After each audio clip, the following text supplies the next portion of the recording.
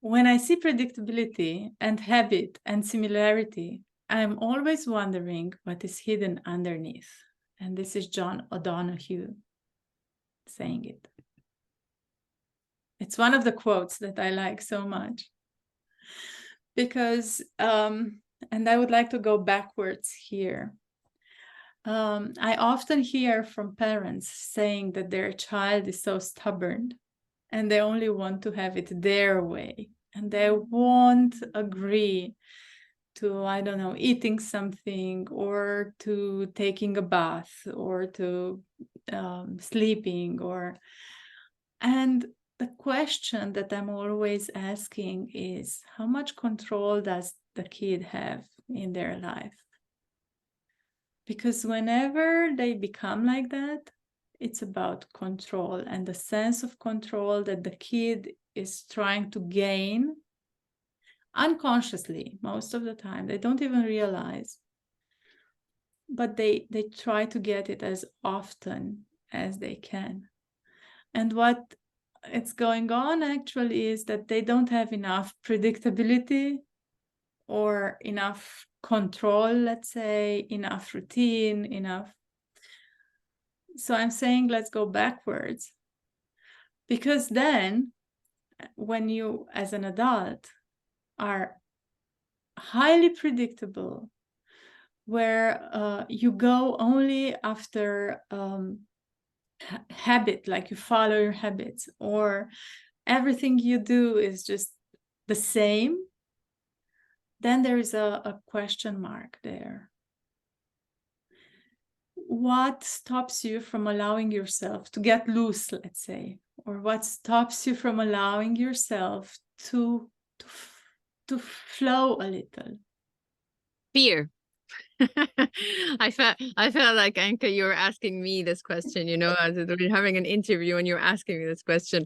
So my birthday was a couple of weeks ago, and I always like to reflect when I've spent another year on this earth. And what I've been working a lot with last year is the topic of trust. And I realized that the reason, so I love routine. I love predictability and routine and structure, and I'm very hands-on. And over the past year, I realized that one of the reasons I do like all these, you know, aspects of routine and structure and predictability and doing things hands-on is because I don't trust that they will happen otherwise, or that they will happen the way I want them to be. Now that beckons, well, okay, so what? Then it would not be safe. I fear because I have no idea what that means. I don't know what the outcome could be. It's nothing that I can control, and life will not be what I expect it to be. So that would be very chaotic for me. So it's really interesting because this is something that I've worked through in so many different ways over the years, and now it's showing up in a different way with the topic of trust. And for me, this is how I would see that, you know, that discussion. Mm-hmm. Yeah, thank you for sharing and for being so open. Yeah, trust, that is, you went from fear to trust, and that was so powerful to me. I also resonated. And then I went further, like in trust life, right? When you say trust, then the first question is trust whom? But maybe the question is trust what? So to trust that whatever you need to happen is going to happen. So to trust life. But when do we lose that trust? It's when and I'm going here with what Gabor Mate says, you know, trauma is not just happens to you, but it's also the things that should have happened and don't. Yeah. It's all the needs that we had and were not met. And then we start losing trust in life, actually. And it's like there's no one else on the other side. So I need to only trust myself and to do things on my own and to do things for myself and by myself, and then it's hard to ask for help, as I know it very well, or it's hard to, I don't know, to open up, it's hard to share, it's hard to, and there's a whole process there. So yeah, I can also relate to what you shared. And, you know, also with speaking about, you know, predictability and routine, it also reminds me of standardization. And we spoke about this in a different episode, where if something is predictable, so if, you know, all the kids in a certain home behave the same way, or all the kids in a class behave the same way, or, so I understand that there are cultural and societal ways of being where people from a certain culture can have certain norms and certain ways of being, but on an individual level, there would be differences. And on an individual level, there would be differences in demeanor, differences in personality, and the energy and all of it. And when there isn't, then it does question, you know, and it questions why. Is it to remain, how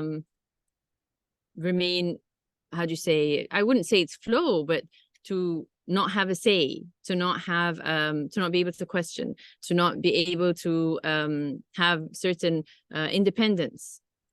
I don't know if what I'm saying, if I'm able to explain it. So a mother would always say, you know, parents would always say, I want my child to be independent. I want my child to grow up and, you know, be responsible and be able to do their chores and so on. And then growing up in the house, you'd ask, you know, what responsibility do they have now? No, you know, I have very strict rules and they have to follow the rules and they have to do. Well, how is a child expected to grow learning independence if they cannot, in their home growing up, be able to try it out and to test it and to experience what this independence is like? If they need to eat at a certain time and eat certain foods and put on their jacket even if they're not cold, and so many rules, then how can they have this independence when they go out into the world and they're not, you know, cared for by the parent in that way as a child?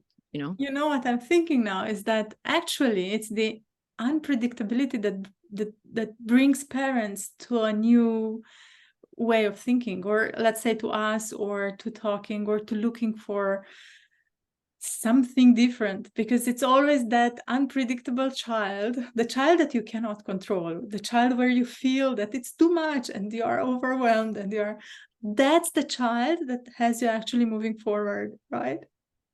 And I'm also thinking of, you know how, or I don't know if you do that, but I do it whenever there's a fight or tension, or then I start cleaning up. And we do that. We start putting order in our lives in the best way we can, especially when we lose control. Like when there's this fight or when there's something that I cannot control, then I immediately start tidying up. And I clean the room, and now I see that, and I observe myself, and I stop myself if need be. But that's our way of responding to unpredictability with predictability, with something that keeps us in the normal. Yep, absolutely. And I think that's how I made sense of that when I put so much structure in life, and I put so much, you know, routine and structure, and I want things in a certain way, it's to put structure to something that doesn't have structure, to have that safety, to have that predictability. Yeah.